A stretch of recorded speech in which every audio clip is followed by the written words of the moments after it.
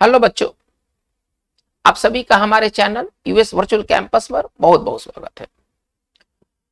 बच्चों, मैं उदय शंकर और आज की इस वीडियो सेशन में हम लोग बात करने वाले हैं कॉमन एरर्स को लेकर के। कुछ दिनों से हम लोग वर्ड को कंटिन्यू किए थे। आज मैंने सोचा कि आज कुछ अलग किया जाए। कॉमन एरर्स जैसे कि आप जानते हैं कि सभी एग्जाम्स में पूछे जाते हैं, उनकी संख्या 2 हो, 4 हो, 6 हो, 10 हो। ये कॉमन एरर्स जो होते हैं बच्चों, वो बहुत ही बेसिक रूल्स पर आधारित होते हैं, है ना। इनको लेकर के दिमाग में हुआ नहीं बनाना चाहिए कि कॉमन एरर्स है, इसके लिए हमें कोई विशेष नियम पढ़ने की जरूरत है। कोई विशेष नियम पढ़ने की आवश्यकता नहीं है। बड़े बड़े एग्जाम्स के जो कॉमन एरर्स होते हैं वो बहुत ही बेसिक रूल्स पर होते हैं। वो रूल्स सभी को पता होता है, थोड़ा सा प्रैक्टिस की कमी की वजह से वो कॉमन एरर्स नहीं बन पाते हैं। आज के वीडियो सेशन में बच्चों हमने 20 कॉमन एरर्स आपके लिए रखा है, जो आपको खुद से बनाना है। अगर आप इस 20 कॉमन एरर्स में अगर आप 15 से ऊपर अगर आप स्कोर करते हैं तो आप सुपर्ब होंगे, आप शानदार होंगे। लेकिन अगर आपका जो स्कोर अगर 10 के बिलो है, 10 के नीचे आता है, तो आप पुअर कैटेगरी में होंगे। लेकिन आपको घबराने की जरूरत नहीं, केवल अपने मेहनत को बढ़ाना है। अगर आप 10 से बिलो हैं तो आपको घबराने की कोई आवश्यकता नहीं है, आप अपने मेहनत को डबल कीजिए। और अगर आप 15 से अगर आप एक्सीलेंट हैं, थोड़ा सा और एफर्ट लगाइए तो आप 100% आप कॉमन एरर बनाने में सक्षम होंगे। बच्चों, ये वीडियो बनाने में काफी मेहनत लगा हुआ है, अतः आपसे रिक्वेस्ट है कि आप इस वीडियो को शुरू से अंत तक इसको देखें, बनाने की कोशिश करें, पेन पेपर लेकर बैठे। वीडियो को आप इसी तरह से इंटरटेनमेंट के तौर पर ना लें। लास्ट बात है बच्चों की, अगर आपको ये वीडियो पसंद आ जाए तो आप अपने ग्रुप में इसे जरूर शेयर कर दें, कमेंट करें, लाइक करें। अगर आप इस चैनल पर नए हैं तो आप इसे काइंडली सब्सक्राइब कर लें। तो चलिए इस कॉमन एरर की सीरीज को स्टार्ट किया जाए। सबसे पहले आपको स्वयं से बनाना है, इसके बाद आप अपने आंसर को वीडियो में बताए गए आंसर से एक बार मैच कर लीजिएगा। चलिए तो अपना आप बिजनेस को स्टार्ट करते हैं।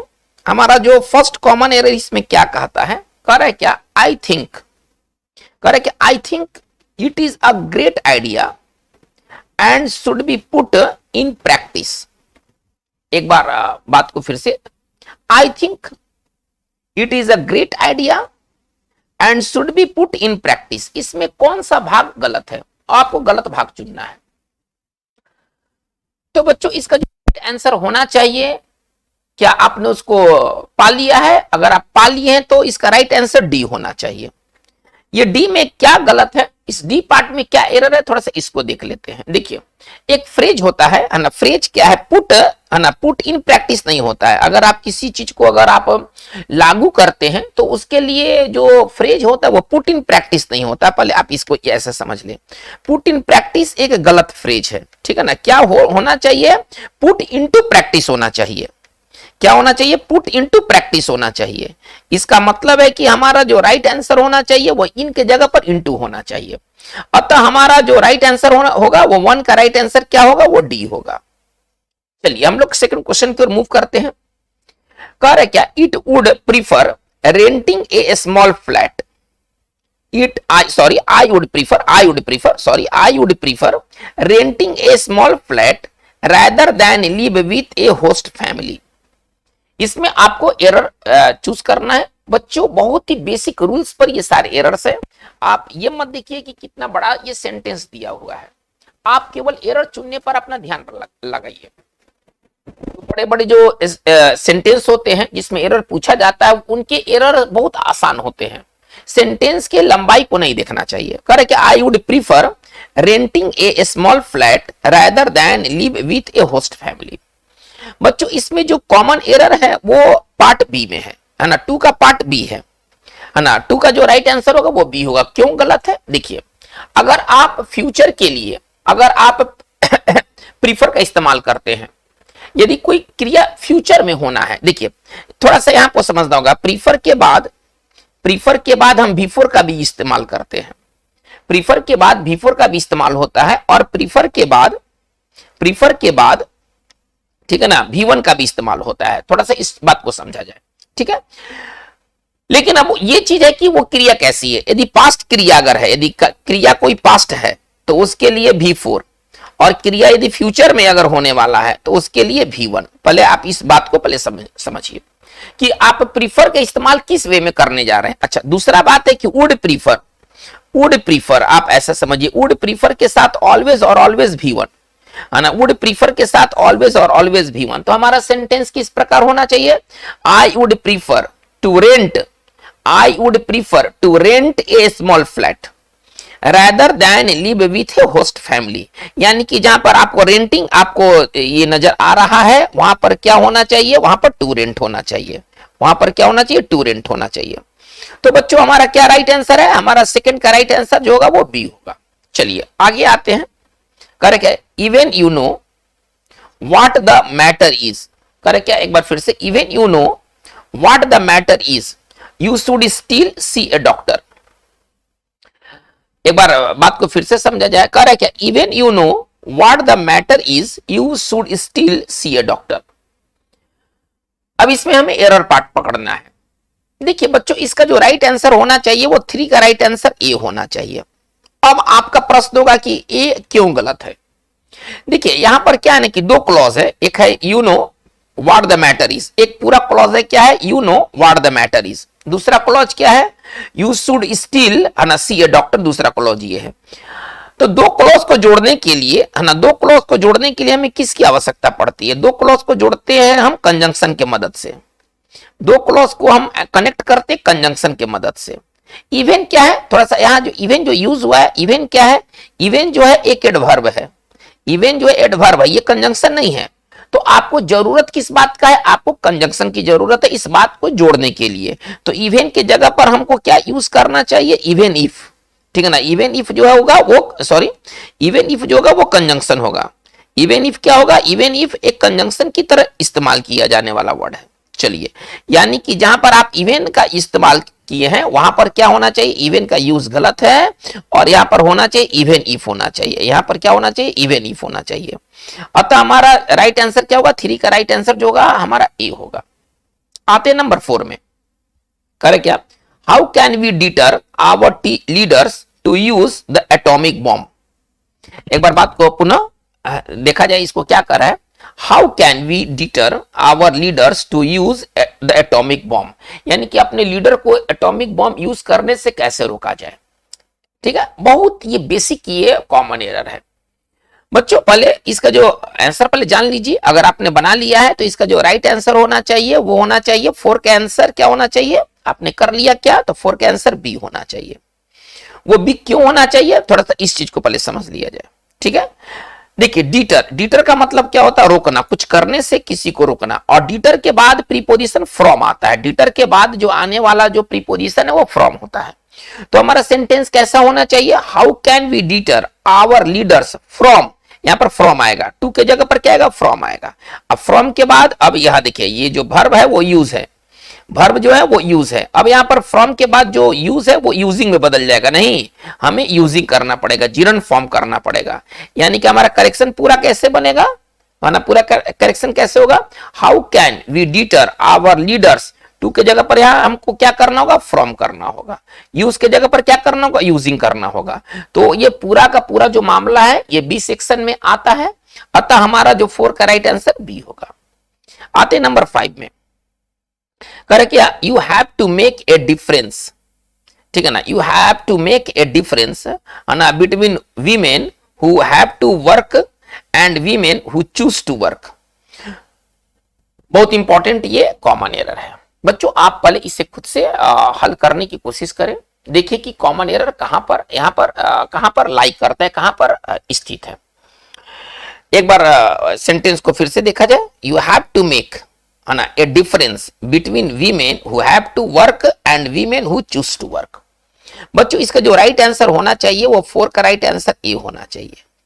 कारण क्या है, आप मेक ए डिफरेंस नहीं करते हैं है ना, आप मेक ए डिफरेंस नहीं करते हैं, मेक ए डिस्टिंक्शन करते हैं है ना, मेक ए डिस्टिंक्शन करते हैं। यानी कि आप यहां पर डिफरेंस के जगह पर क्या इस्तेमाल करेंगे, मेक के कारण, मेक ए डिफरेंस नहीं, मेक ए डिस्टिंक्शन। यानी कि आप यहां पर डिफरेंस के जगह पर क्या इस्तेमाल करेंगे, मेक के जगह पर क्या इस्तेमाल करेंगे, मेक ए डिफरेंस नहीं, मेक ए डिस्टिंक्शन। यानी कि आप यहां पर डिफरेंस के जगह पर क्या इस्तेमाल करेंगे, मेक के कारण, मेक ए डिस्टिंक्शन।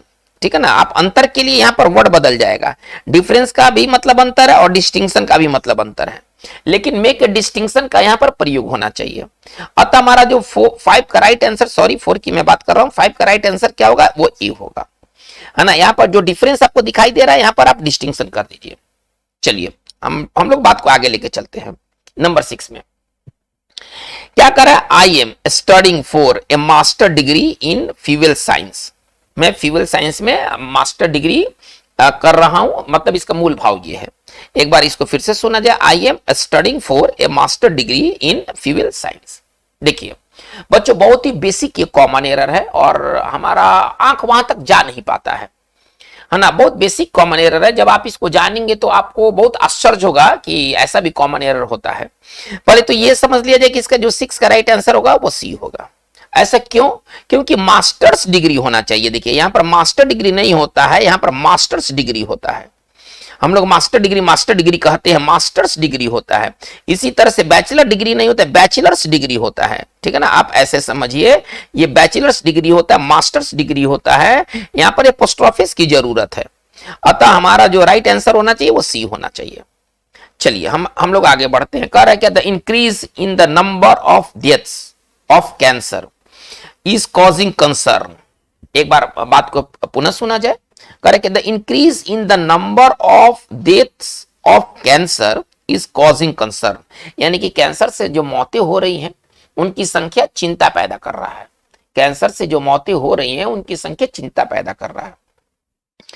बच्चों ये बहुत ही बेसिक कॉमन एरर है और इसे जरूर हल किया जाना चाहिए। अगर आप एक अच्छे एग्जाम्स के लिए सोच रहे हैं, एक अच्छे जॉब के लिए सोच रहे हैं, तो ऐसे कॉमन एरर जरूर बनना चाहिए। देखिए डाई के साथ ऑफ होता है। पहले अगर आप किसी बीमारी से मरते हैं तो आमतौर पर डाई के साथ हम ऑफ का प्रयोग करते हैं। डिजीज के मामलों में यदि कोई व्यक्ति अगर कैंसर से मरा, एड्स से मरा, टीबी से मरा, किसी बीमारी से मरा, तो आमतौर पर जो प्रीपोजिशन यूज होता है वो डाई के साथ ऑफ होता है। लेकिन डेथ के साथ ऑफ नहीं होता है ना, डेथ के साथ फ्रॉम होता है। थोड़ा सा ध्यान दिया जाए, अगर किसी व्यक्ति की मृत्यु अगर किसी बीमारी से होती है और इसके लिए हम डेथ शब्द का इस्तेमाल करेंगे तो उसके साथ प्रीपोजिशन फ्रॉम होना चाहिए, प्रीपोजिशन ऑफ नहीं होना चाहिए। यानी कि यहां पर वाक्य हमारा इस तरह से होना चाहिए, the increase in the number of deaths from cancer. Of cancer के जगह पर क्या होना चाहिए, फ्रॉम कैंसर। इसका मतलब है कि 7 का राइट आंसर हमारा क्या होगा, 7 का राइट आंसर हमारा सी होगा। आते नंबर 8 की तरफ। कर क्या, day after day the world is getting warmer and warmer. देखिए यहां पर बच्चों आपको थोड़ा सा संभल के काम करना होगा। देखिए डे आफ्टर डे के जगह पर, यहां पर ना डे आफ्टर डे के जगह पर आपको डे बाय डे लिखना होगा। डे आफ्टर डे के जगह पर आपको इस्तेमाल करना होगा, इस कॉमन एरर में डे बाय डे इस्तेमाल करना होगा, ठीक है ना। चलिए यानी कि डे बाय डे का मतलब क्या होता है, कंटिन्यूअसली। आप ऐसे समझिए, तो इसका मतलब है कि हमारा 8 का राइट आंसर हमारा ए होगा, ठीक है ना। 8 का राइट आंसर हमारा ए होगा। आइएगा नंबर 9 में। करेंगे there were lots of young people dancing pop music. चलिए एक बार फिर से एरर को देखा जाए, there were lots of young people dancing pop music. देखिए अगर आप किसी तरह के म्यूजिक पर डांस करते हैं, कोई तरह के खास धुन पर आप डांस करते हैं, तो उस डांस के बाद प्रीपोजिशन टू का यूज होना चाहिए, है ना, ठीक है। तो there were lots of young people dancing to, है ना, केवल डांसिंग पॉप म्यूजिक नहीं, अगर आप एक किसी खास तरह की म्यूजिक पर डांस करते हैं तो वहां पर डांसिंग के साथ टू होना चाहिए। तो यहां पर पॉप म्यूजिक की जगह यहां पर क्या होना चाहिए, डांसिंग टू पॉप म्यूजिक होना चाहिए। यानी कि हमारा जो पार्ट क्या है वो पार्ट सी में एरर है, यानी कि 9 का आंसर हमारा सी होना चाहिए। आते नंबर 10 में। कह रहा है क्या, his jokes are so awful, his jokes are so awful that you don't know whether to cry or laugh। करके his jokes are so awful, है ना, उसका जो मजाक है इतना खराब है, that you don't know कि आप ये नहीं जानते हैं कि whether to cry or laugh, कि क्राई किया जाए कि लाफ किया जाए, क्या किया जाए। इसका इतना जोक इतना खराब ये जोक मारता है कि पता नहीं चलता कि क्राई किया जाए कि लाफ किया जाए। बच्चों ये बहुत ही टिकलिस ये कॉमन एरर है, आपके सारे के सारे ग्रामर की किताब धरे के धरे रह जाएंगे ऐसे कॉमन एरर को डील करने के लिए।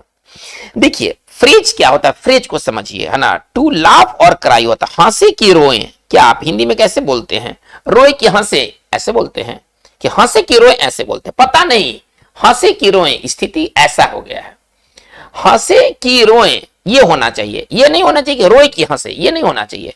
तो हमारा जो फ्रेज है वो किस तरह से होना चाहिए, टू लाफ और क्राई, हमारा फ्रेज इस तरह से होना चाहिए। तो बच्चों इसका राइट आंसर सी होगा, क्राई की जगह पर लाफ आ जाएगा और लाफ की जगह पर क्राई हो जाएगा। पूरा इसका हिंदी कैसे बनेगा, his jokes are so awful, उसके मजाक इतने भद्दे हैं, इतने खराब हैं, दैट यू डोंट नो, कि तुम्हें पता ही नहीं चलेगा कि तुम हंसोगे कि तुम रोगे। ठीक है, यानी कि टू लाफ और क्राई होना चाहिए, यही हमारा सही फ्रेज है। यानी कि हमारा 10 का राइट आंसर क्या होगा, सी होगा।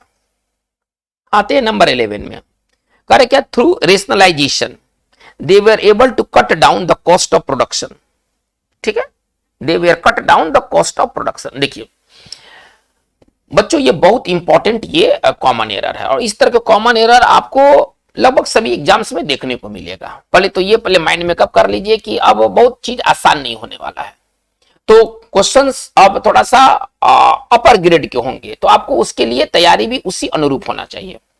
कह रहा है क्या कि through rationalization they were able to cut down the cost of production. देखिए केवल कट होगा जब आप किसी प्राइस में कमी लाते हैं, कीमत में कमी लाते हैं, किसी के खर्च में कॉस्ट में कमी लाते हैं, किसी चीज के साइज में कमी लाते हैं, तो यहां पर कट डाउन के जगह पर, है ना, कट डाउन के जगह पर केवल कट इस्तेमाल होना चाहिए। ठीक है ना, डाउन नहीं, केवल कट डाउन की जगह पर केवल कट इस्तेमाल होना चाहिए। तो हमारा सेंटेंस कैसे बनेगा, है ना, through rationalization they were able to cut the cost of production.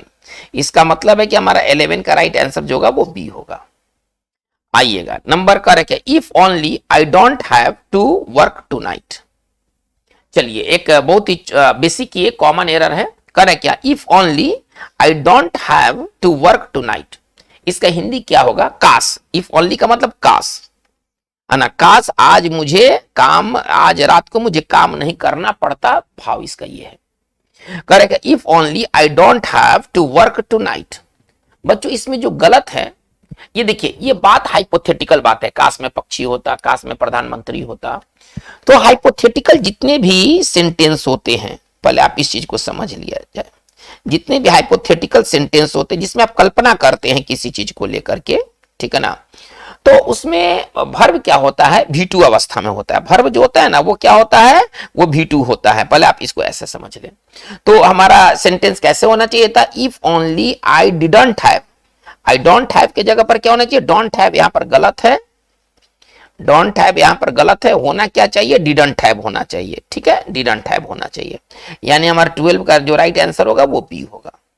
आइएगा नंबर 13 में, करके it seemed clearly to me that the man was guilty.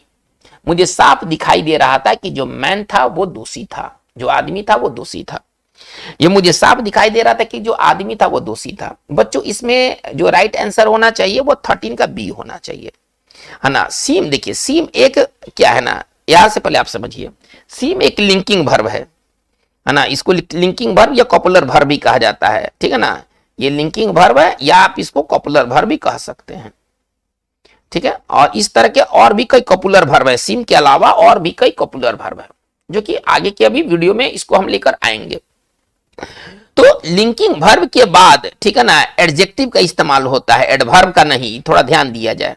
आमतौर पर क्या होता है, वर्ब के बाद एडवर्ब, आमतौर पर क्या होता है, वर्ब के बाद एडवर्ब। लेकिन लिंकिंग वर्ब के बाद क्या होता है, कॉपुलर वर्ब के बाद क्या होता है, एडजेक्टिव होता है, एडवर्ब नहीं होता है। ये इसको दिमाग में रखना है। लिंकिंग वर्ब के बाद हम एडजेक्टिव का इस्तेमाल करेंगे, और ऑर्डिनरी वर्ब के बाद एडवर्ब लगता है। यहां पर सीन क्या है, एक लिंकिंग वर्ब है, और लिंकिंग वर्ब के बाद अभी आपको क्या बताया गया है, लिंकिंग वर्ब के बाद आपको क्या चाहिए, आपको एडजेक्टिव चाहिए। यहां पर क्लियरली नहीं होना चाहिए, क्लियरली एडवर्ब है। क्लियरली क्या है, क्लियरली जो है ना एडवर्ब है, जो कि नहीं होना चाहिए, क्या होना चाहिए, क्लियर होना चाहिए। तो इसका मतलब है कि हमारा राइट आंसर क्या होगा, 13 का राइट आंसर हमारा बी होगा। आइएगा नंबर 14 में, कह रहे कि I hope there is enough place in the wardrobe for your clothes.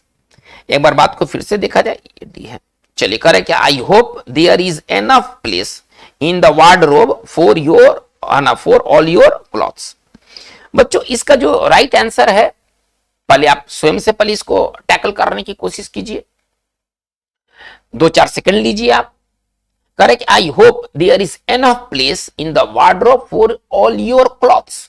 तुम्हारे कपड़ों के लिए वार्डरोब में पर्याप्त जगह है। कहने का मतलब ये है, देखिए इसका जो राइट आंसर, तो पहले आप ये जान लीजिए 14 का जो राइट आंसर होगा वो बी होगा। अब वजह क्या है इसका बी होने का, यहाँ पर प्लेस के जगह पर है ना, प्लेस के जगह पर रूम होगा, प्लेस के जगह पर रूम होगा। रूम का भी अर्थ जगह होता है, ठीक है ना। देखिए कुछ काम करने के लिए जो जगह होता है ना, तो उसके लिए प्लेस का इस्तेमाल नहीं होता, उसके लिए रूम का इस्तेमाल होता है। कोई खास तरह के आप काम करते हैं जिसमें कि जगह को ऑक्युपाई करना है, जगह को लेना है, जगह को धारण करना है, तो वहां पर प्लेस की जगह पर हम रूम का इस्तेमाल करते हैं। जैसे कि अगर हमको कहना कि बस में बैठने के लिए जगह नहीं था, बस खचाखच भरा हुआ था, बस में जगह नहीं था, हमको ऐसे लिखना, बस में जगह नहीं था, कैसे लिखेंगे, देयर वाज नो रूम, है ना, प्लेस नहीं, देयर वाज नो रूम। चलिए यहां पर प्लेस का अगर इस्तेमाल करेंगे तो गलत हो जाएगा, on the bus, there was no room on the bus, है ना, बस जो क्राउडेड था और बस में कोई जगह नहीं था। तो जगह के लिए जो वर्ड होता है ना वो रूम होता है। आप क्रिकेट में अक्सर सुनते होंगे, क्या बोलता है हिंदी कमेंटेटर, कभी सुनेंगे, और बल्लेबाज ने पहले रूम बनाया और इसके बाद गेंद को हिट किया। तो रूम का मतलब वहां कमरा से नहीं है ना, रूम का मतलब जगह से है। और गेंदबाज बल्लेबाज को है ना हिट करने के लिए कोई रूम नहीं दे रहा है, कोई रूम नहीं दे, कोई जगह नहीं दे रहा है। तो बच्चों ये रूम बहुत इंपॉर्टेंट वर्ड है। रूम का मतलब होता है एक ऐसा जगह जहां पर आप कोई चीज कर सकते हैं, ठीक है, उठ सकते हैं, बैठ सकते हैं, जगह घेर सकते हैं। तो यहां पर प्लेस की जगह पर क्या होना चाहिए, यहां पर प्लेस की जगह पर रूम होना चाहिए, ठीक है। हमारा 14 का राइट आंसर जो होगा वो बी होगा। आइएगा नंबर 15 में, कह रहा है क्या, there is no point to complain about the service. एक बार बात को फिर से सुना जाए, there is no point to complain about the service. बहुत इंपॉर्टेंट, ये इस तरह के कॉमन एरर पूछे जाते हैं एग्जाम्स में। बच्चों एक स्ट्रक्चर है, वो स्ट्रक्चर ये कहता है कि देयर इज नो पॉइंट, थोड़ा ध्यान दिया जाए, देयर इज नो पॉइंट के बाद इन आना चाहिए, है ना, देयर इज नो पॉइंट के बाद इन आना चाहिए। इसके बाद इन के कारण क्या हो जाएगा, वर्ब चौथा रूप में आ जाएगा। तो हमारा सेंटेंस किस तरह से होना चाहिए, there is no point to के जगह पर क्या हो जाएगा, इन हो जाएगा, और कंप्लेन के जगह पर क्या हो जाएगा, कंप्लेनिंग हो जाएगा, है ना। इन के वजह से जो वर्ब है वो जीरन फॉर्म में आ जाएगा। तो बच्चों एकदम बहुत क्लियर कट है, यहाँ पर टू गलत है, टू के जगह पर इन होना चाहिए, यानी कि हमारा पूरा का पूरा जो है वो पार्ट बी हमारा गलत है। अतः हमारा 15 का राइट आंसर जो होगा वो बी होगा। आइएगा नंबर 16 में, कह रहा है क्या, on a cultural point of view, on a cultural point of view, ठीक है ना। चलिए, it is always interesting to live in a foreign country. एक बार बात को पुनः समझा जाए, कह रहा है कि on a cultural point of view मतलब कि सांस्कृतिक दृष्टिकोण से, it is always interesting to live in a foreign country, foreign country में रहना बेहद रोचक की बात है। बच्चों ये बहुत ही बेसिक तरह के कॉमन एरर हैं और इसके लिए आपको रेडी रहना होगा। देखिए on A point of view नहीं होता, पॉइंट ऑफ व्यू फ्रॉम लेता है, फ्रॉम के बाद आप पॉइंट ऑफ व्यू का आप इस्तेमाल करते हैं, ऑन नहीं। यहां पर ऑन के जगह पर क्या होना चाहिए, फ्रॉम होना चाहिए। यही हमारा फ्रेज है, फ्रॉम पॉइंट ऑफ व्यू। इसका हिंदी होगा के नजरिए से, है ना, के दृष्टिकोण से, के नजरिए से, के दृष्टिकोण से, के नजरिए से।